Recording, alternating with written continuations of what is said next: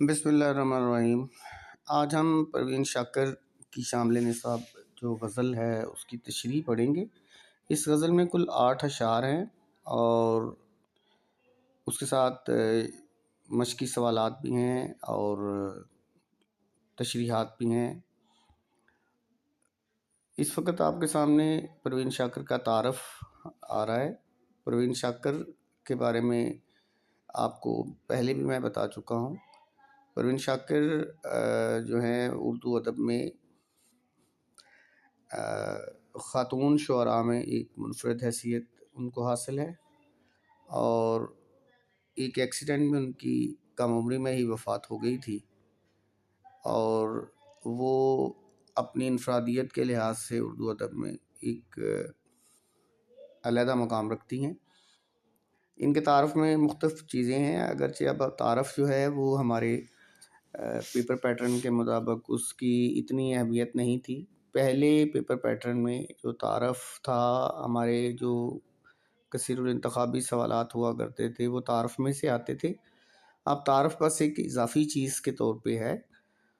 تو 5 لیکچرز میں ہم نے یہ 8 اشعار پڑھنے ہیں، تو میں لیکچرز کو مختصر کر دوں گا تاکہ آپ کا ڈیٹا بھی کم کنزیوم ہو اور آپ آسانی سے اس کو سمجھ بھی لیں، پڑھ بھی لیں۔ تو تعارف جو ہے وہ مختصر اتنا ہی ہے کہ یہ 1952 میں ان کی پیدائش ہوئی اور کراچی میں، اور پھر 1954 میں ان کی وفات ہو گئی، اور ان کی ایک حادثاتی وفات تھی اور ناگہانی اچانک وفات تھی۔ بڑی انٹیلیجنٹ تھی، پڑھنے لکھنے میں بھی ان کی ان کی جو تعلیمی قابلیت ہے وہ بھی ایک شاعرہ کے ساتھ ساتھ یہ تعلیمی قابلیت کے حوالے سے بھی بڑی انفرادی مقام حاصل ان کو ہوا۔ اور میری طبیعت اس وقت بہت ذرا کہہ لیں بہتر نہیں ہے، بخار کی وجہ سے میں اتنی صحیح بات شاید نہ کر پاؤں، لیکن بہرحال میں اپنا فرض تو ادا کروں گا۔ تو فی الحال اس کا جو تعارف ہے شاعرہ کا، اس سے ہم آغاز کرتے ہیں اور اس کے بعد پھر آگے بڑھتے ہیں۔ شعر نمبر 1 جو ہے وہ میں ابھی آپ کے سامنے اس کی تشریح کرتا ہوں۔ یہ شعر نمبر 1 ہے پروین شاکر کی غزل کا: بادباں کھلنے سے پہلے کا اشارہ دیکھنا، میں سمندر دیکھتی ہوں تم کنارہ دیکھنا۔ تو جو شاعر ہوتا ہے وہ ایک کیفیت کے زیر اثر شعر کہتا ہے، اور اس کیفیت کو وہ خود ہی بیان کر سکتا ہے بہتر انداز میں۔ باقی جو تشریحات ہوتی ہیں وہ اس کی کیفیت کو سمجھنے کے لیے دوسرے لوگ جو کرتے ہیں، جیسے اگر میں کوئی بات کرتا ہوں تو میری بات کا مطلب میں ہی بہتر بتا سکتا ہوں، دوسرے اندازے لگا سکتے ہیں۔ اس شعر کی تشریحات آپ مختلف جگہوں پہ دیکھیے تو آپ کو بڑے مختلف انداز سے اس کی تشریحات نظر آئیں گی۔ میں اس کو ایک سادہ سے آپ کے کہہ لیں لیول پہ آسان کر کے بتاتا ہوں۔ یہ جو تشریح لکھی ہوئی ہے یہ اگر آپ کو سمجھ میں آئے تو آپ اس کو کر سکتے ہیں، لیکن میں تشریح بتاتا ہوں آپ کو۔ بادباں کہتے ہیں کشتی کے اوپر ایک کپڑا لگاتے ہیں، پردہ سا لگاتے ہیں، جس کو بادباں وہ کپڑا ہوتا ہے جو ہوا کے دباؤ کو استعمال کرتے ہوئے یا ہوا کے بہاؤ کو استعمال کرتے ہوئے کشتی کو چلانے میں مدد کرتا ہے۔ اور جب کشتی کو چلانا ہوتا ہے تو بادباں کو پہلے کھولتے ہیں، تو جب بادباں کو کھولتے ہیں تو اس کا مطلب ہے کہ کشتی چلنے کے لیے اب تیار ہے۔ یہ ایک استعارہ ہے، یہ علامت ہے۔ بادباں کا کھلنا ایک علامت ہے، استعارہ علامت کے طور پہ۔ استعارے کا ایک اور مطلب بھی ہے گرامر میں، استعارہ باقاعدہ ایک گرامر کا ایک موضوع بھی ہے، لیکن اس وقت استعارہ جو ہے وہ علامت کے طور پہ استعمال ہو رہا ہے کہ بادباں کھلنے سے پہلے کا اشارہ دیکھنا۔ جب بادباں کھلتا ہے اس سے پہلے بھی جو کشتی جہاں پہ کھڑی ہوتی ہے، یا انسان سفر سے پہلے جس مقام پہ کھڑا ہوتا ہے، سفر سے پہلے کے بھی کچھ آثار قرائن یا کہہ لیں ایسے واقعات ہوتے ہیں جو سفر کے بارے میں انسان کو آگاہ کرتے ہیں کہ اس کا سفر کیسا رہے گا، جس کے ساتھ وہ سفر کرے گا وہ کیسا ہے، ہم سفر کیسا ہے، سواری کیسی ہے، منزل کتنی دور ہے۔ یہ تمام چیزیں جو ہیں وہ بادباں کھلنے سے پہلے کے اشارے ہیں، اور ان کو پیش نظر رکھنے کے بعد پھر جب بادباں کھلتا ہے تو پھر سفر شروع ہو جاتا ہے۔ جب سفر شروع ہو جاتا ہے تو پھر سفر شروع ہونے کے بعد انسان کے سامنے اس کی منزل ہوتی ہے، اور منزل کو آپ کنارہ کہہ سکتے ہیں، اور سمندر کو آپ وہ پورا جو جس سمندر میں کشتی سفر کرتی ہے وہ سمندر ہے. تو یعنی یہ کشتی جو ہے یہ انسان ہے اور سمندر اس کی زندگی ہے.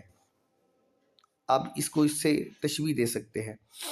تو شاعرہ اصل میں بتا یہ رہی ہے اس میں، جو آپ کے لیول پہ جو آپ لکھ سکتے ہیں اور آپ کو سمجھ آ جائے گی آسانی سے، جو تشریح سب سے آسان کی جا سکتی ہے، کہ شاعرہ ایک تو ایک خاتون ہے، ایک عورت ہے، اور یہ بھی ایک انفرادی حیثیت حاصل ہے کہ پہلے تو آپ نے جتنے بھی غزلیات پڑھی ہیں ان میں زیادہ تر مرد شعراء تھے. مرد ایک اپنی جذباتی کیفیت رکھتا ہے اور ایک عورت کی اپنی جذباتی کیفیت ہوتی ہے.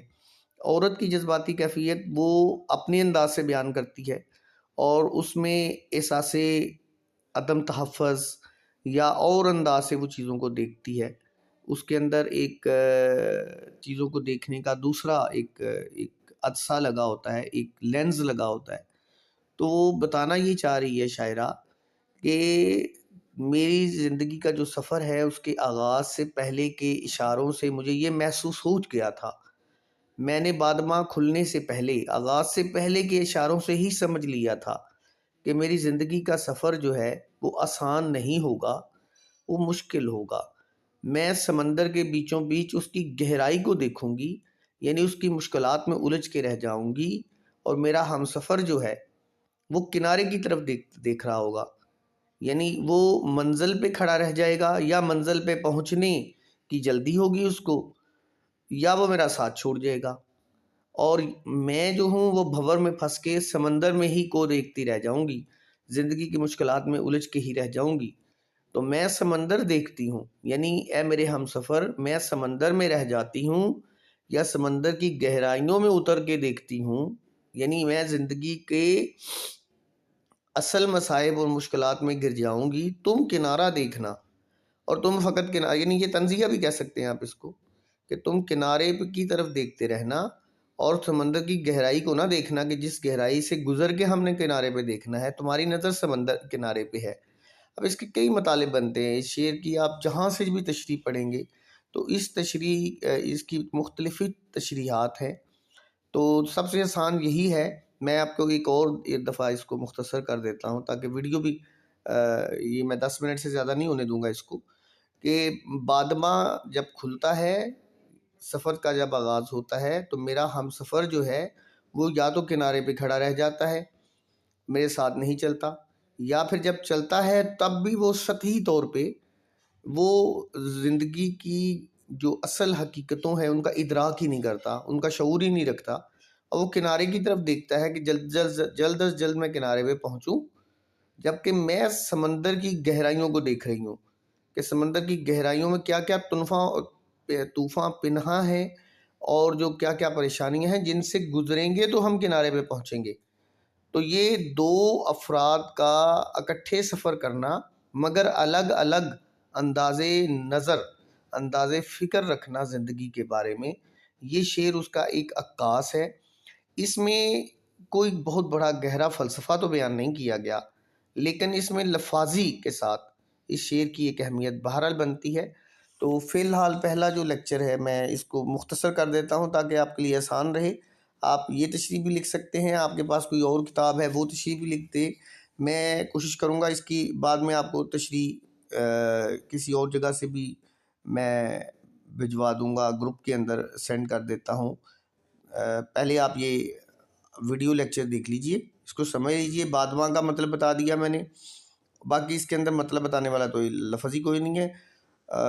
بے توجہی، یہاں پہ ایک لفظ لکھا ہوا ہے، بے توجہی کا مطلب ہے توجہ نہ دینا. اور سطحی کنارہ، سطحی کنارے کا مطلب ہے سطحی کنارے کا مطلب ہے صرف کنارہ بھی اس کا مطلب ہے کنارے کی سطح، لیکن سطحی کنارے کا مطلب ہے بالکل سرسری انداز میں چیزوں کو دیکھنا. یعنی میرا ہم سفر چیزوں کو سرسری انداز سے دیکھے گا یا دیکھتا ہے، اور میں گہرائی میں چیزوں کو دیکھتی ہوں، یعنی مجھے معلوم ہے کہ اس چیز کا نتیجہ کتنا گہرا اور سنگین نکلے گا. اور یہ دراصل پروین شاکر اپنی زندگی کی کہانی بیان کر رہی ہے اس شعر کے اندر. اس کی زندگی انہی پریشانیوں میں گزری، اور پھر بعد میں اس کی زندگی جو جن حالات سے دوچار ہوئی، یہ شعر اس کا ایک عکاس بھی ہے، یعنی اس کی عکاسی بھی کرتا ہے، اس کو ظاہر بھی کرتا ہے۔ لیکچر کو طویل ہونے سے بچانے کے لیے میں اس کو یہاں پہ ختم کر رہا ہوں۔ اگلا شعر میں اگلے لیکچر میں بتاتا ہوں آپ کو۔